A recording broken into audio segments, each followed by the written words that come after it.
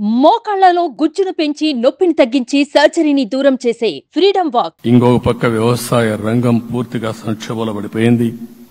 రైతులు అప్పుల పాలయ్యారు. 5 ఏళ్లలో 9 సార్లు కరెంటు ఛార్జీలు పెంచారు. ఈ విధంగా ఇవన్నీ కూడా ఇంకొక పక్క మీరు చూస్తే అమరావతి 10 సంవత్సరాల తర్వాత మన రాజధాని ఏదంటే చెప్పుకోలేని పరిస్థితి. ఇప్పటికి కూడా మనకు గుర్తొచ్చేది ప్రజావేదిక విధ్వంసం. అలాంటి దుర్మార్గమైన కార్యక్రమాలు జరిగాయి. ఇవన్నీ కూడా గుర్తు చేసుకుంటూనే కక్షపూరిత రాజకీయాలు కాకుండా కన్స్ట్రక్టివ్ పాలిటిక్స్ కి మనం ముందుకు పోవాల్సిన అవసరం ఉంది. అందుకే ఈ రోజు నేను ఒకటే మీ అందరికీ హామీ ఇస్తున్న, మీ ద్వారా ప్రజలందరికీ, మనది ప్రజాప్రభుత్వం. ఇకపైన మన ప్రభుత్వంలో ప్రజావేదికల కూల్చివేతలుండవు. 3 రాజధానులంటూ రాష్ట్ర భవిష్యత్తు ఆటలాడే పరిస్థితి ఉండదు. మన రాజధాని అమరావతి, అమరావతి రాజధాని. విశాఖపట్నం ఆర్థిక రాజధానిగా, ఒక ప్రత్యేకమైన సిటీగా, ఆధునికమైన నగరంగా తయారు చేసుకుందాం. దాన్ని ఎప్పుడు కూడా నేను కంబైన్డ్ ఆంధ్రప్రదేశ్ కూడా గుర్తుపెట్టుకున్నాను. విశాఖపట్నం అటు జనసేనకు, తెలుగుదేశానికి, బీజేపీకి ముగ్గురు కూడా చాలా ముఖ్యమైన నగరం ఇది. ఎందుకు నేను ఈ మాట అంటున్నానంటే, లాస్ట్ ఎలక్షన్లో 2014లో హరిబాబు అక్కడ ఎంపీగా గెలిచారు.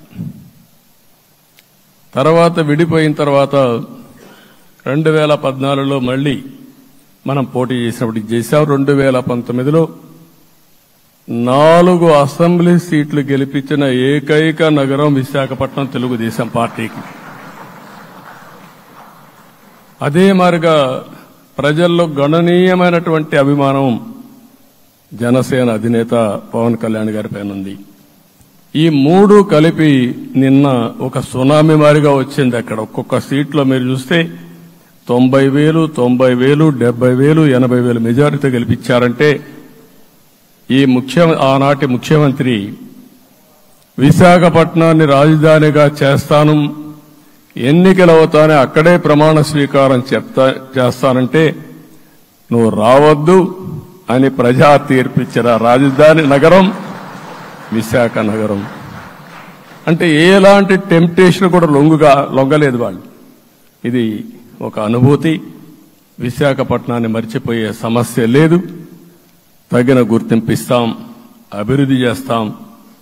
ఇంకొక పక్క కర్నూలుని కూడా ఇదే మారిగా చెప్పి కర్నూలుని జ్యుడిషియల్ క్యాపిటల్గా చేస్తామని కడాని ఏమీ చేయకుండా వదిలిపెట్టినటువంటి వ్యక్తి. ఈరోజు మీరు ఒక్కసారి గుర్తుపెట్టుకోవాల్సింది, నేను చాలా ఎన్నికలు చూశాను కానీ రాయలసీమలో 1 సైడ్ ఎన్నికలు జరిగాయి. బ్రహ్మాండంగా ఓట్లేశారు. ఓట్లేయడమే కాదు, ఊహించినటువంటి మెజార్టీస్ ఇచ్చారు.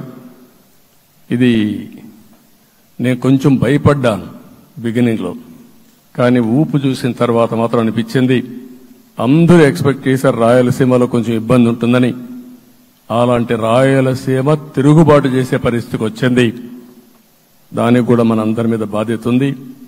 కర్నూలుని అన్ని విధాలా అభివృద్ధి చేసే బాధ్యత Telugu Desam party, Janasena, BJP, NDA కూటమి తీసుకుంటామని కూడా హామీ ఇస్తున్నాను.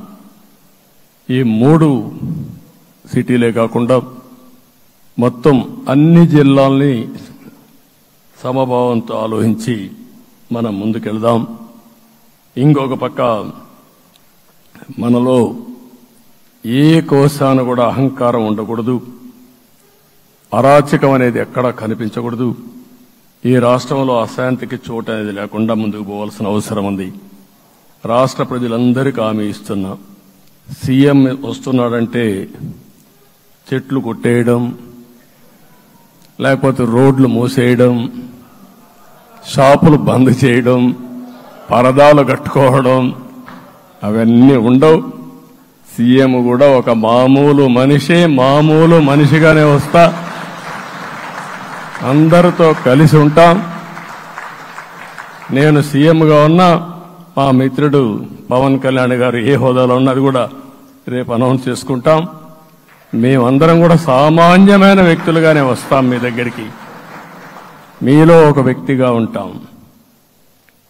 మాకు హోదా సేవ కోసరం తప్ప పెత్తనం కోసరం కాదు.